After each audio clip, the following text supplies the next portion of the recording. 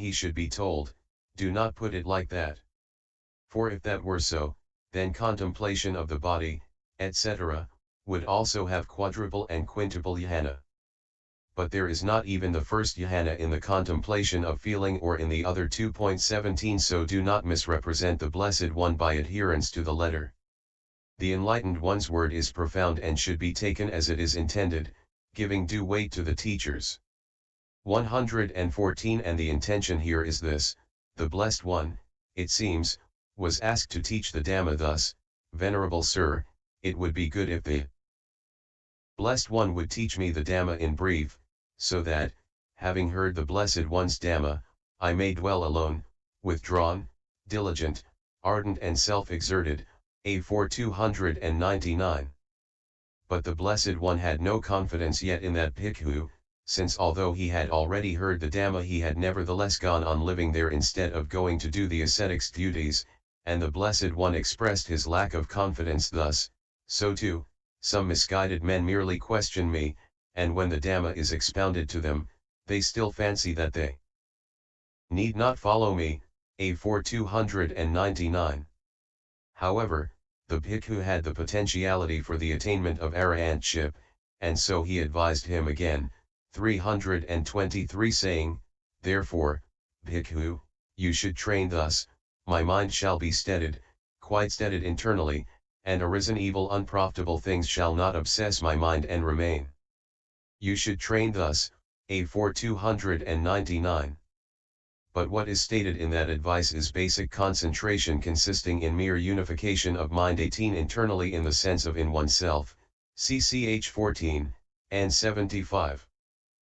115. After that he told him about its development by means of loving kindness in order to show that he should not rest content with just that much but should intensify his basic concentration in this way: as soon as your mind has become steadied, quite steadied internally, Bhikkhu, and arisen evil unprofitable things do not obsess your mind and remain, then you should train thus: the mind-deliverance of loving kindness will be developed by me, frequently practiced, made the vehicle, made the foundation, established, consolidated, and properly undertaken.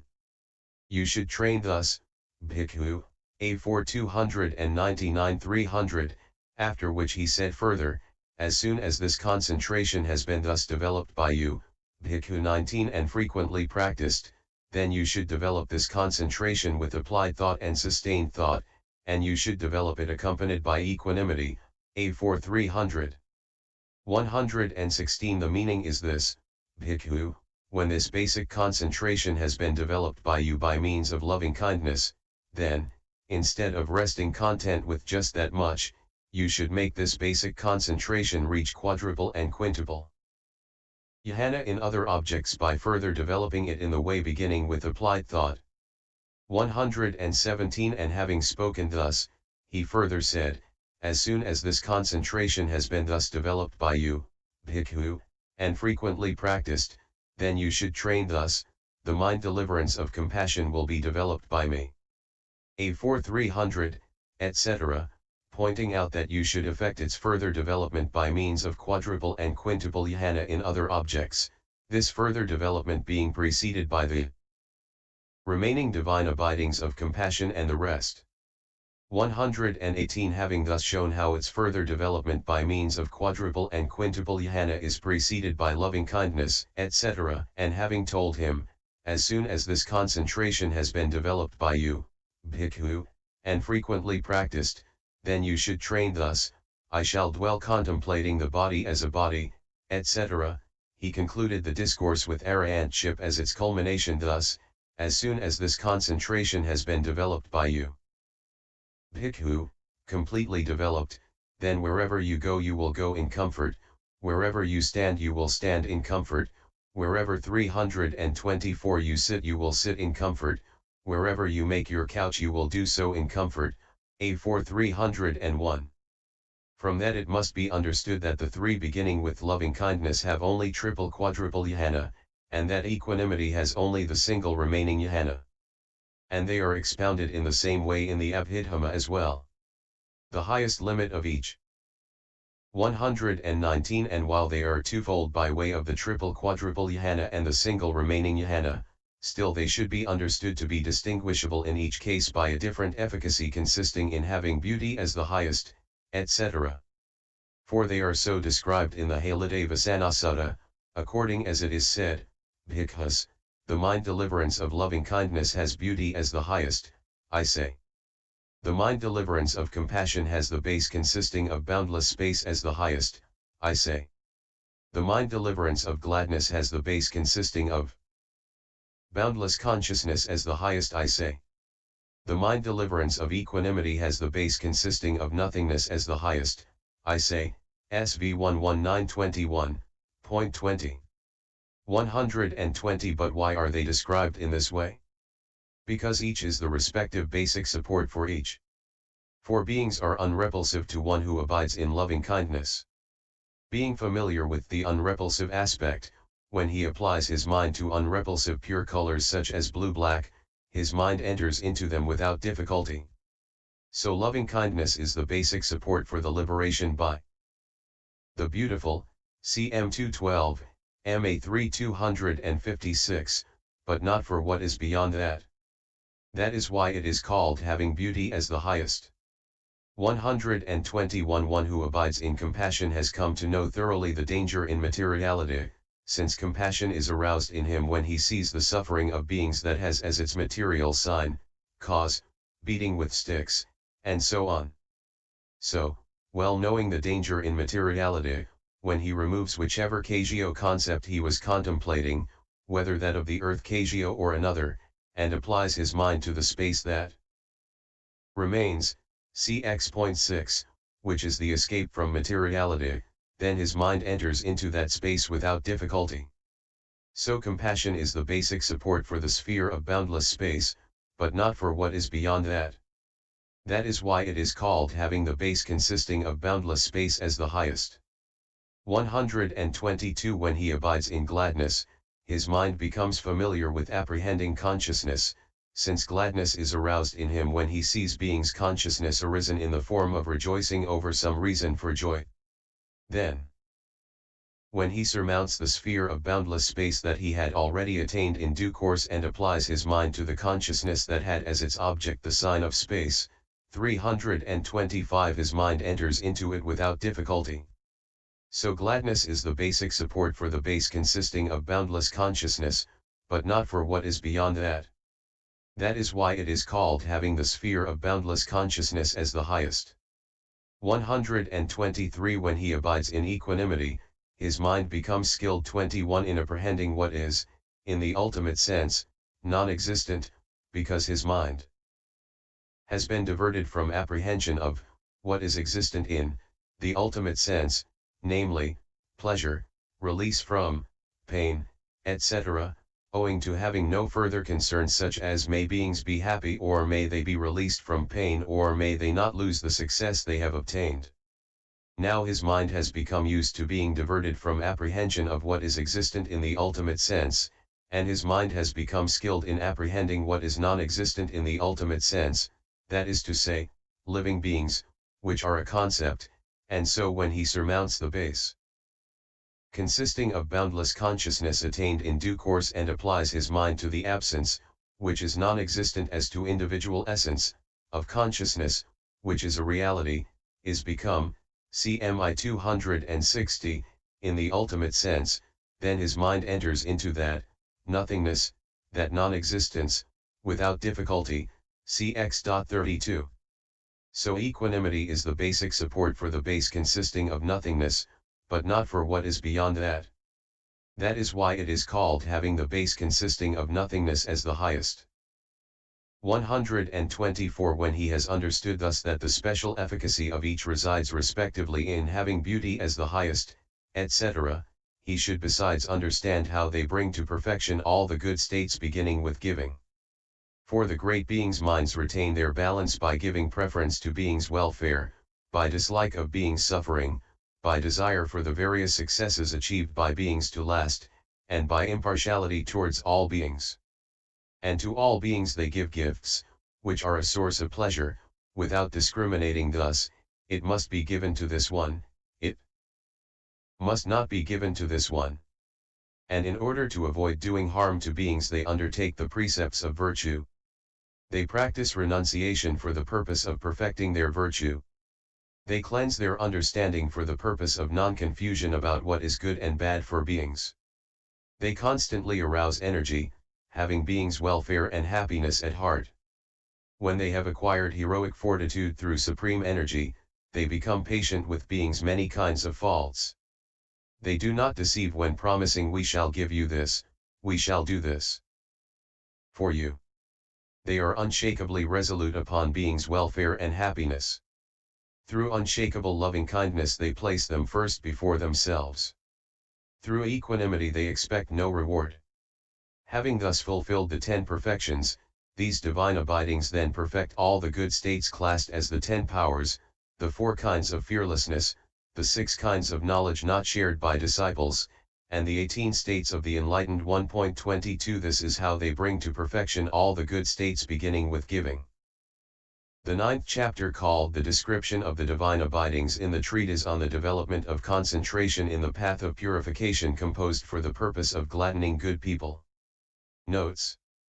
1. Fighting against the wall, having undertaken the precepts of virtue and sat down on a seat in his room with the door locked, he was developing loving kindness.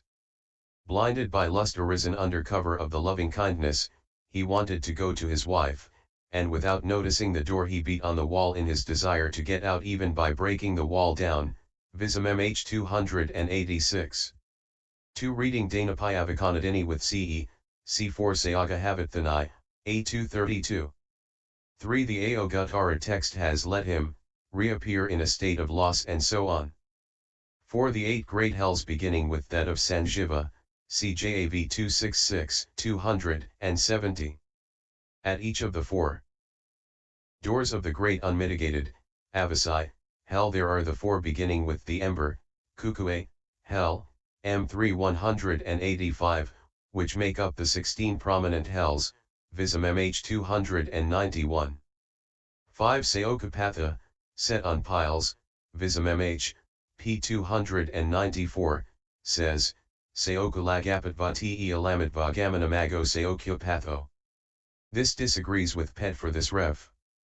6. Sattva, the bright principle, Skr Sattva, one of the 3 principles in the Saokya system, the other 2 being Rajas, Pali, Rajo, or turbulence, and Tamas, Pali, Tamo, or darkness. Not in Ped. 7. Here, when the aggregates are not fully understood, there is naming, abhidana, of them and of the consciousness of them as self, atta, that is to say, the physical body, or alternatively the 5 aggregates. Derived from, apprehending, gripping, making a support. Since it is actually a mere concept, because of presence, sabhavito, as a mere concept in what is called a being, though in the highest sense the being is non-existent, Visam MH 298. See also CH8, note 11.